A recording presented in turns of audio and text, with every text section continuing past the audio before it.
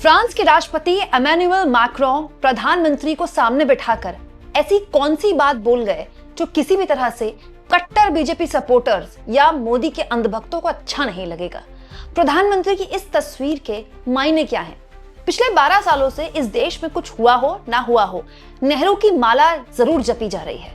हर बात पर, इनफैक्ट बिना बात के भी मोदी जी का कोई भी खास तौर पर संसद के अंदर दिया हुआ भाषण नेहरू जी को याद करे बिना निकलता ही नहीं है। हालत ये हो गई है दोस्तों कि देश की हर समस्या के लिए आज भी नेहरू से ही इस्तीफे की मांग की जाती है, फिर नेहरू को ही इसके लिए जिम्मेदार ठहराया जाता है।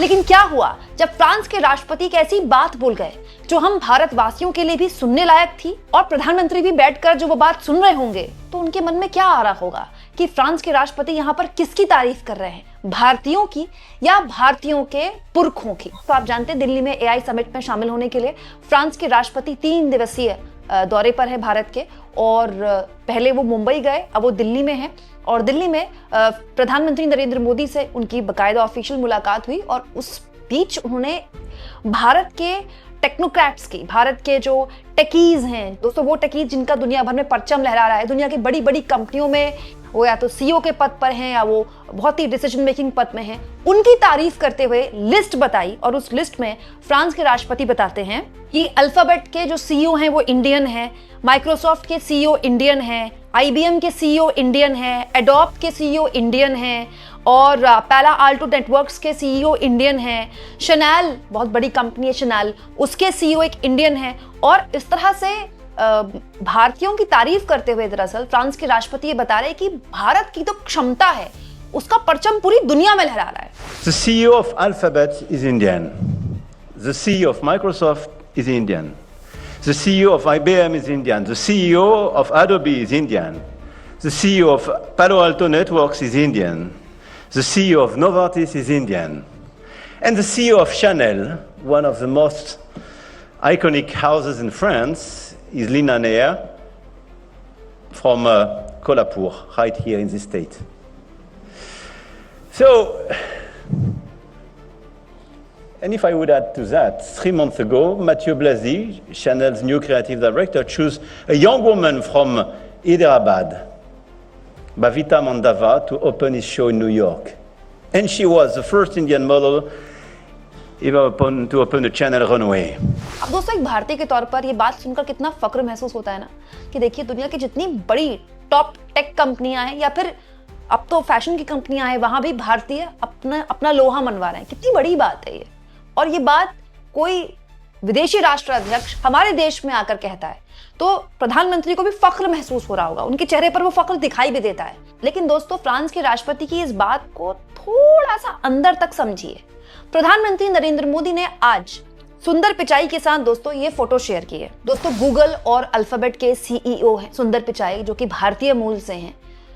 उनको बाकायदा इस एआई समिट में बोलने के लिए बुलाया गया है। मतलब आप सोचिए दुनिया की सबसे बड़ी कंपनी के सीईओ एक भारतीय है, तो वो पीएम से तो मुलाकात करेंगे ही।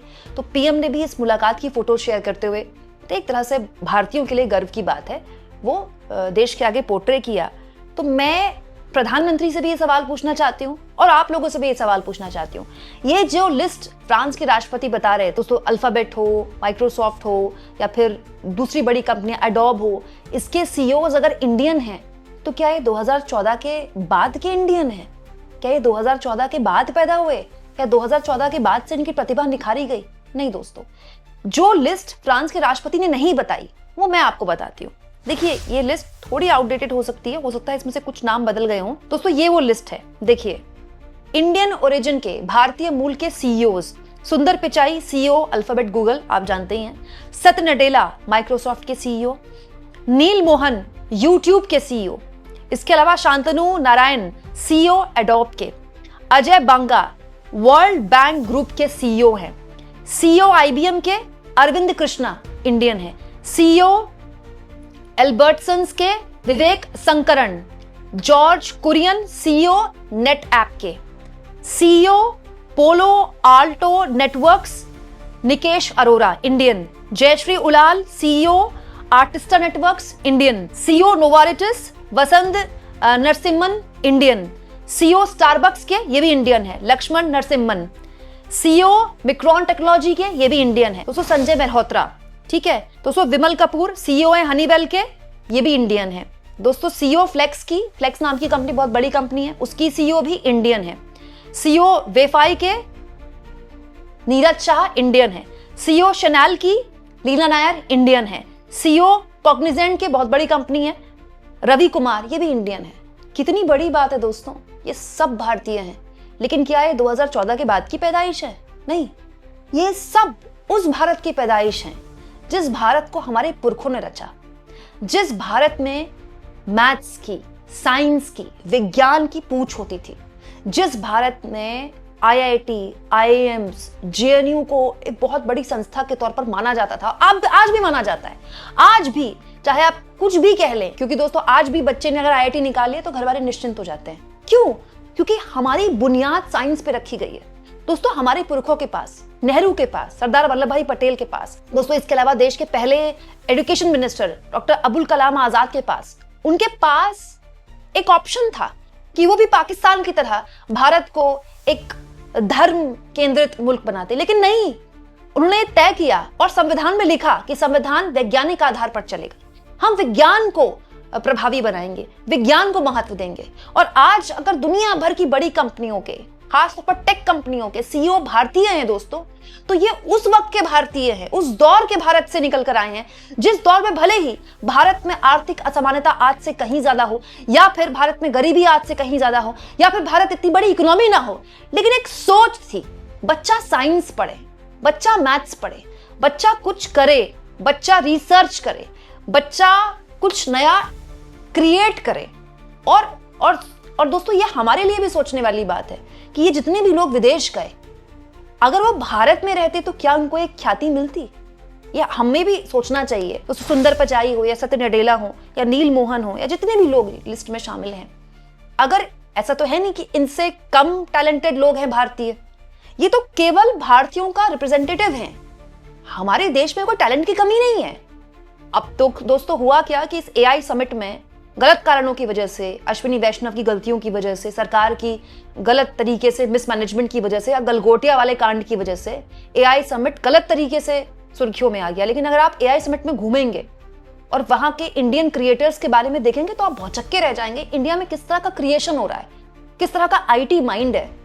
तो ऐसा थोड़ी है कि यही लोग टैलेंटेड थे। आज भी इंडिया में इससे ज्यादा टैलेंटेड लोग हैं, मार्केट में हैं, और इनसे युवा हैं। लेकिन क्या उनको उनके हुनर की वो पहचान मिल रही है जो इनको विदेश जाकर मिली है? यह हमको भी पूछना चाहिए।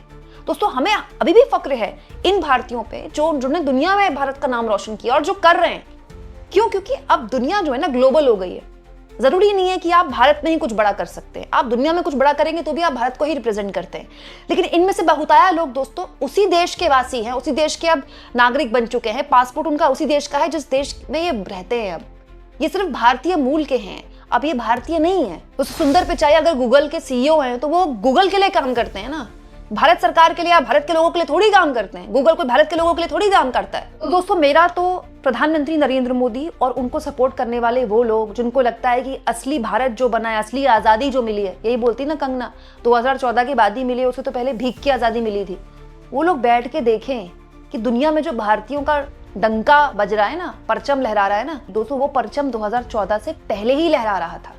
बस आईटी का जमाना है, सोशल मीडिया का रुतबा बढ़ा तो हमें अब उसके बारे में पता चल रहा है। और ये जो हमारे टेकीज की दुनिया भर में धूम है ना, कोई आज से नहीं है। पिछले 15 से 20 सालों में भारत के माइंड्स ने दुनिया भर में मेहनत की है इसके लिए। आप जानते हैं यूएस और यूके में अगर एक दिन के लिए सारे हॉस्पिटल से इंडियन डॉक्टर्स और इंडियन नर्सेज काम करना छोड़ देना तो वहां का पूरा जो हेल्थ सेक्टर है बैठ जाएगा। आपको पता है यूएस और यूके में आपको कोई जानकार हो, कोई गोरा, तो उससे बात कीजिएगा, वो आपसे ये कहेगा कि अगर डॉक्टर, पहले नाम पढ़ते हैं वो लोग, अगर डॉक्टर इंडियन निकले तो वो निश्चिंत हो जाते हैं। इंडियन डॉक्टर्स को वहां इतना ज्यादा पसंद किया जाता है, उनकी इतनी साख है। तो ऐसा थोड़ी है कि उन्होंने 2014 के बाद अपनी साख बनाई है। करीब 20-25 साल हमारे देश के लोगों ने विदेशों में जाकर मेहनत की है। किससे? अपने हुनर के दम पर, अपने माइंड के दम पर, अपने सीमित रिसोर्सेज के दम पर। इसलिए थोड़ी कि 2014 के बाद अचानक से कोई आए और कह दे कि उससे पहले तो जो भी कुछ हो रहा था सब बेकार था, अब जो कुछ भी हो रहा है वही सब बढ़िया हो रहा है और आगे भविष्य में जो कुछ अच्छा होगा वो 2047 में होगा, अगला टारगेट। आपको क्या लगता है दोस्तों, फ्रांस के राष्ट्रपति ने जब ये विदेशी कंपनियों के इंडियन सीईओज के बारे में, भारतीय मूल के सीईओज के बारे में बात की होगी, तो मोदी जी ने ये बात सोची होगी क्या? कमेंट बॉक्स में जरूर लिखें।